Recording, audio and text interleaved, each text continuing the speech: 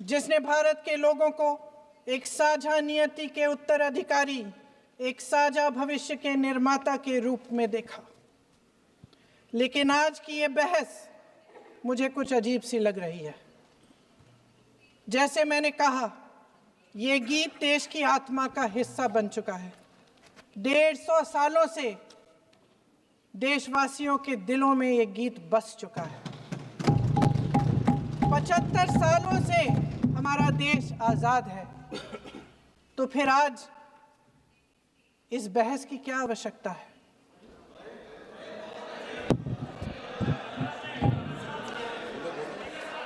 हमारा यहाँ मकसद क्या है? जनता से हमें दिया गया दायित्व, जनता का विश्वास, उनके प्रति हमारी जिम्मेदारी, हम किस तरह से इसका इस्तेमाल कर रहे हैं, हमें ये सोचना चाहिए। क्योंकि अब इस मोड़ पर हम इस सदन में अपने राष्ट्रगीत पर भी बहस करेंगे। आपने बहस मांगी है, आपने बहस मांगी है। आप तो इलेक्टोरल रिफॉर्म्स की बहस नहीं मांग रहे थे कि जब तक हम इस पर बहस नहीं करेंगे तब तक उस पर बहस नहीं होगी। इसकी वजह क्या है? इसकी वजह क्या है? हम आज यहाँ ये बहस क्यों कर रहे हैं? हमारा राष्ट्रगीत है, इस पर क्या बहस हो सकती है? हम ये बहस यहाँ आज 2 वजहों से कर रहे हैं। पहला कि बंगाल का चुनाव आ रहा है, हमारे प्रधानमंत्री अपनी भूमिका निभाना चाहते हैं उसमें। और दूसरी वजह ये है, ये मकसद है, पुरानी मकसद इनकी, अध्यक्ष महोदय, कि जिन्होंने स्वतंत्रता की लड़ाई लड़ी, जिन्होंने देश के लिए बड़ी बड़ी कुर्बानियां दी, उन पर सरकार नए आरोप लादने का मौका चाहती है। देश का ध्यान फिर से जनता के ज्वलंत मुद्दों से भटकाना चाहती है। यही एक मकसद है आपका। आपका मकसद है कि हम फिर से उसी अतीत में मंडराते रहें, उसी की तरफ हम देखते रहें जो हो चुका है, जो बीत चुका है। क्योंकि ये सरकार वर्तमान और भविष्य की ओर देखना ही नहीं चाहती, वे इस काबिल ही नहीं रही। सच्चाई ये है अध्यक्ष महोदय कि आज मोदी जी वह प्रधानमंत्री नहीं रहे जो एक समय में थे। सच ये है कि ये दिखने लगा है, उनका आत्मविश्वास घटने लगा है, उनकी नीतियां देश को कमजोर कर रही हैं। और मेरे सत्ता पक्ष के साथी चुप इसलिए हैं क्योंकि अंदर अंदर से वे भी इस बात से सहमत हैं।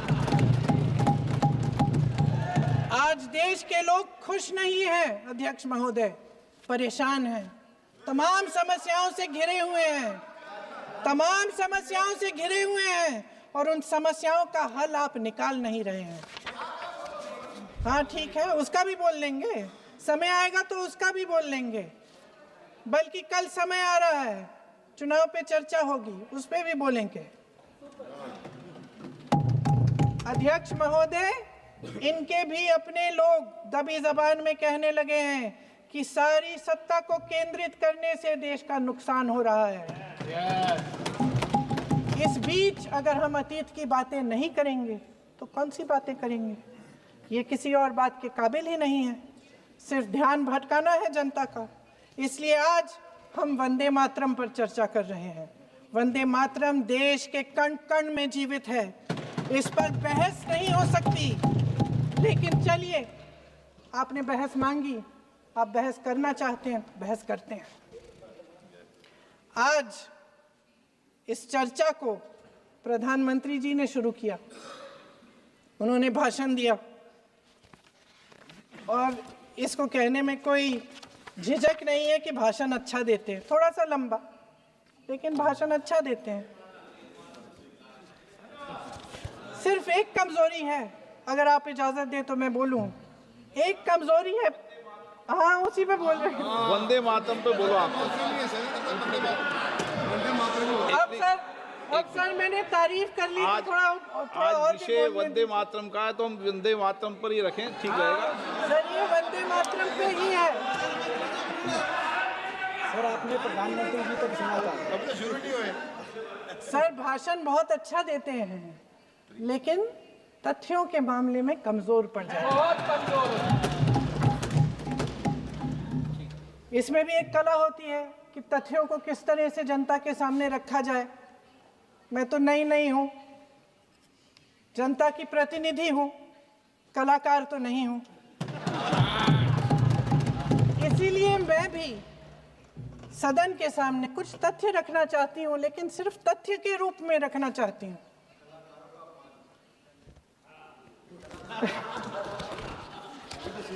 मैं उदाहरण दूं, उदाहरण दे देती हूँ। सर मांग रहे हैं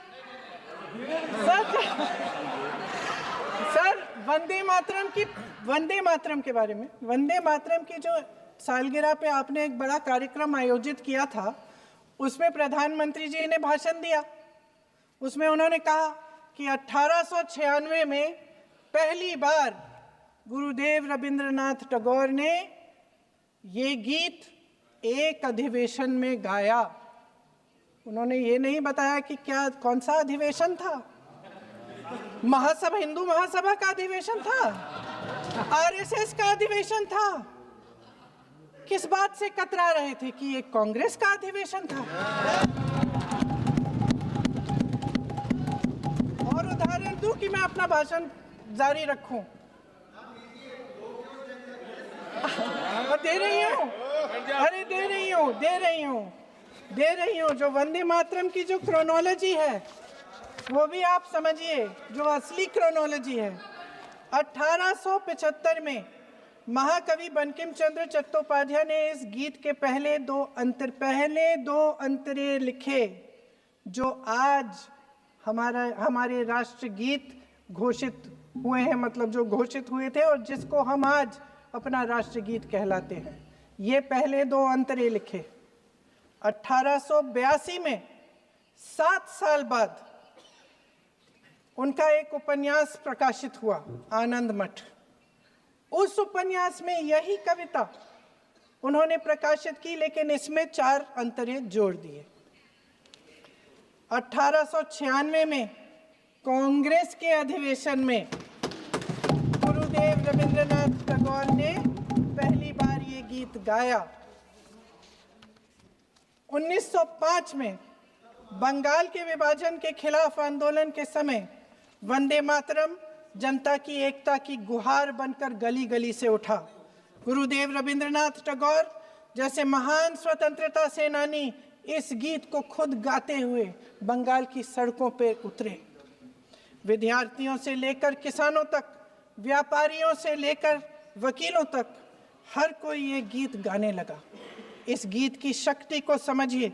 ब्रिटिश साम्राज्य इसको सुनकर कांपता था और हमारे देशवासी इसको सुनकर वे मन बनाते थे, वे हिम्मत बनाते थे कि इस भयंकर साम्राज्य के खिलाफ सत्य और अहिंसा के नैतिक हथियारों को लेकर शहीद होने की तैयारी करते थे। ये गीत मातृभूमि के लिए मर मिटने की भावना को जगाता है। इस गीत की शक्ति ये है, इस गीत का हमारे देश से जुड़ाव ये है। लेकिन 1930 के दशक में हमारे देश में जब सांप्रदायिक राजनीति उभरी, तब ये गीत विवादित होने लगा। 1937 में, अब ये मैं दूसरा उदाहरण देने वाली हूँ, क्योंकि प्रधानमंत्री जी ने अपने भाषण में इसका उल्लेख किया और गलत किया, इसीलिए मैं इसके जो सच्चे जो तथ्य हैं वो आपके सामने रख रही हूँ। 1937 में नेताजी सुभाष चंद्र बोस कांग्रेस का अधिवेशन कलकत्ता में होने जा रहा था, उसका आयोजन कर रहे थे। तो जो मोदी जी ने पत्र सुनाया सदन में 20 अक्टूबर का और कहा कि जवाहरलाल नेहरू जी ने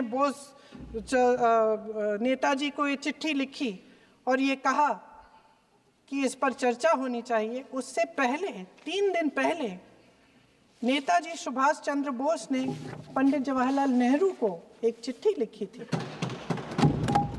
जिसका जिक्र आपके प्रधानमंत्री ने नहीं किया। और इस चिट्ठी में सुन लीजिएगा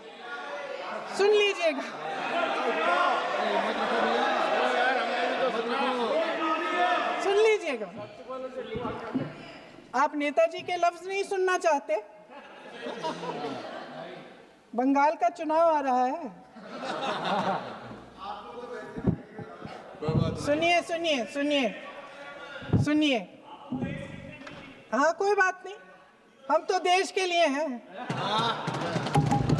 हम देश के लिए हैं। आप चुनाव के लिए हैं, हम देश के लिए हैं। हम जितने भी चुनाव हारे, हम यहाँ बैठे रहेंगे और आपसे लड़ते रहेंगे और आपकी विचारधारा से लड़ते रहेंगे। अपने इस देश के लिए, अपनी इस मिट्टी के लिए लड़ते रहेंगे। आप हमें रोक नहीं सकते।